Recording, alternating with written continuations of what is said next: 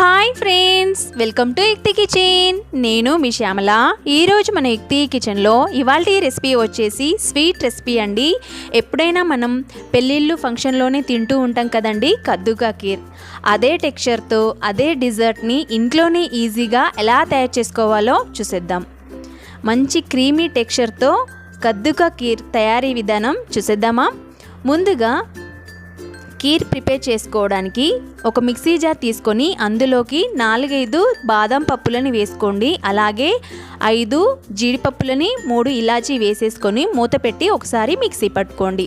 Mixie పట్టిన తర్వాత చూపిస్తున్నాను చూడండి. ఈ విధంగా మిక్సీ పట్టేసుకొని పక్కన పెట్టేసుకోండి. ఇప్పుడు ఒక సొరకాయని పైన పొట్టు తీసేసుకొని ఈ విధంగా శుభ్రం చేసుకొని తీసుకోవాలండి. మధ్యలో ఉన్న గింజలను అన్నింటినీ తీసేసాను.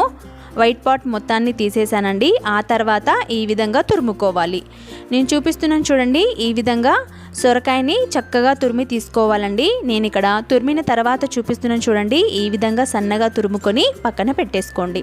ఇప్పుడు స్టవ్ ఆన్ చేసుకొని స్టవ్ మీద ప్యాన్ పెట్టేసుకొని అందులోకి 2 టేబుల్ స్పూన్ల వరకు నెయ్యిని యాడ్ చేశానండి. నెయ్యి హీట్ అయ్యాక అందులోకి మనం తురిమిన సొరకాయని కొద్దిగా జస్ట్ అలా పిండి వేస్తున్నానండి. జస్ట్ వాటర్ అలా చక్కగా పిండినట్లుగా చేసేసుకొని సొరకాయని అందులోకి వేసేసేయండి. ఈ విధంగా మొత్తం సొరకాయని వేసేసిన తర్వాత ఒక 2 నిమిషాల పాటు చక్కగా నెయ్యిలో వేగనివ్వండి. చూస్తున్నారు కదా, ఈ విధంగా వేపుకుంటే సరిపోతుంది. ఇలా కలిపేసి దీనిపైన మూత పెట్టి ఒక 2 నిమిషాలు అలాగే వదిలేయండి. 2 నిమిషాల తర్వాత మూత తీసి చూపిస్తున్నాను చూడండి. చక్కగా మనకి పచ్చివాసన అనేది పోయి సొరకాయ అనేది ఉడకడం స్టార్ట్ అవుతుంది చూడండి. మరొకసారి మొత్తం అంతా కలిపేసుకొని మరొకసారి మూత పెట్టి మరొక 1 మినిట్ పాటు అలాగే వదిలేయండి. ఇక్కడ చూపిస్తున్నాను చూడండి. మూత తీసి చక్కగా సొరకాయలో ఉన్న వాటర్ అంతా ఇంకిపోయి చక్కగా తయారైపోయింది కదా. ఒకసారి మొత్తం అంతా కలిపేసుకోండి.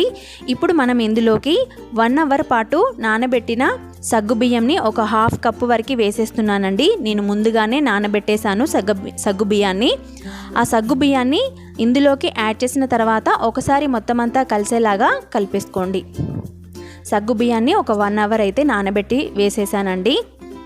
ఇలా మొత్తం అంతా కలిపేసుకున్న తర్వాత మూత పెట్టి ఒక 2 నిమిషాల పాటు అలాగే వదిలేయండి. అప్పుడు మనకి సగ్గుబియ్యం అనేది చక్కగా ఉడకడం స్టార్ట్ అవుతుంది. ఇప్పుడు మనం ఇందులోకి ఇది కాస్త బాగా దగ్గర పడిపోయింది కాబట్టి ఒక టీ గ్లాస్ వరకు వాటర్ని వేసేస్తున్నానండి. చూస్తున్నారు కదా, చక్కగా ఫుల్ టీ గ్లాస్ అయితే వేసేసానండి. ఈ గ్లాస్తో వాటర్ని వేసేసాను. వాటర్ని యాడ్ చేసిన తర్వాత ఒకసారి మొత్తం అంతా కలిపేసుకొని మరొకసారి దీనిపైన మూతను పెట్టి వాటర్ అంతా ఇనికేంత వరకు అలాగే వదిలేయండి. ఇక్కడ మూత తీసి చూపిస్తున్నాను చూడండి. వాటర్ అంతా ఇనికిపోయిన తర్వాత మనం వేసిన సగ్గుబియ్యం అనేది జెల్లీలాగా చక్కగా ఉడికిపోయింది చూడండి. ఒకసారి మొత్తం అంతా కలిపేసుకోండి.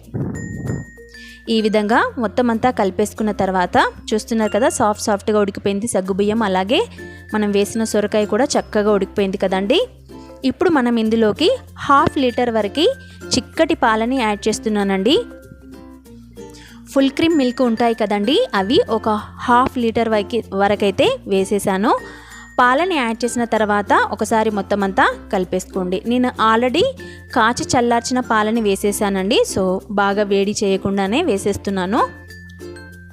ఇలా 1/2 లీటర్ వరకు పాలని వేసిన తర్వాత చక్కగా మనం వేసిన సొరకాయ అనేది ఉండలు లేకుండా సగ్గుబియ్యము అలాగే ఉండలు అనేవి లేకుండా చక్కగా కలిపేసుకోండి. ఈ విధంగా కలుపుకున్న తర్వాత ఇప్పుడు మనం ఇందులోకి 1/2 వరకు షుగర్ని వేసేస్తున్నానండి.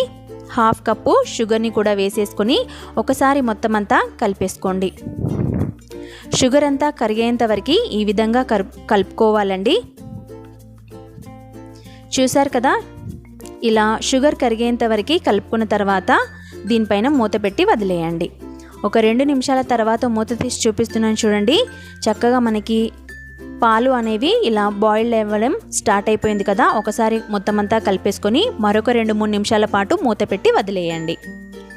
ఇక్కడ మూత తీసిన తర్వాత చూపిస్తున్నాను చూడండి. ముందుగా మనం మిక్సీ పట్టి పెట్టుకున్న బాదం పప్పు, జీడిపప్పు, ఇలాచీ వేసి మిక్సీ పట్టుకున్నాం కదండి. ఆ పౌడర్ మొత్తాన్ని వేసేసుకొని ఇందులోకి వేసేసుకొని కలిపేసుకోండి.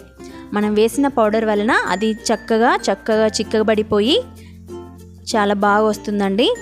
ఇలా మనం వేసిన పౌడర్ అనేది అందులో కలిసేలాగా బాగా కలిపేసుకోండి. చూడండి, ఈ విధంగా కలుపుకుంటే సరిపోతుంది. ఆ తర్వాత ఇందులోకి ఒక చిటికెడంతా గ్రీన్ కలర్ని వేసి కలుపుతున్నానండి. కలర్ వేయడం అనేది ఆప్షనల్ అండి, మీకు అవసరం ఉంటే వేసేయండి, లేదనుకుంటే స్కిప్ చేసేయచ్చు. నేను మరింత కలర్నెస్గా కనబడడానికి వేసేసాను. ఇలా మొత్తం అంతా కలుపుకున్న తర్వాత మూత పెట్టి మరొక 2 నిమిషాల పాటు వదిలేద్దాం. 2 నిమిషాల తర్వాత మూత తీసి చూపిస్తున్నాను చూడండి. మన కద్దుకా కీర్ అనేది ఈ కన్సిస్టెన్సీలో ఉంటుందండి. సో ఇలా ఉన్నప్పుడే ఒకసారి మొత్తం అంతా కలిపేసుకొని స్టవ్ ఆఫ్ చేసేసుకొని సర్వ్ చేసేసుకోండి. చూసారు కదండి, ఇలా డెకరేట్ చేసేసుకుంటే మన కద్దుకా కీర్ అనేది రెడీ అయిపోయింది. చూడండి, చాలా చాలా టేస్టీగా ఉంటుందండి. అలాగే ఈ సమ్మర్లో ఇలా ట్రై చేయండి, ఒంటికి కూడా చాలా మంచిదండి. మీరు కూడా ఒకసారి ట్రై చేసి మీకు ఎలా కుదిరిందో కామెంట్ సెక్షన్లో కామెంట్ చేయండి. చూసారు కదండి, ఇవాల్టి రెసిపీ కద్దుకా కీర్ స్వీట్ అయితే రెడీ అయిపోయిందండి. అచ్చం ఫంక్షన్లో చేసినట్టుగానే వచ్చింది కదండి, అలాంటి టెక్స్చర్తో వచ్చింది. చాలా చాలా టేస్టీగా ఉందండి. మా ఇంట్లో కూడా అందరికీ చాలా చాలా నచ్చేసింది. మీరు కూడా ఒకసారి ట్రై చేసి మీకు ఎలా కుదిరిందో కామెంట్ సెక్షన్లో కామెంట్ చేయండి. అలాగే మరిన్ని వీడియోల కోసం మన ఛానల్ని సబ్స్క్రైబ్ చేసేసుకోండి. Thank you for watching.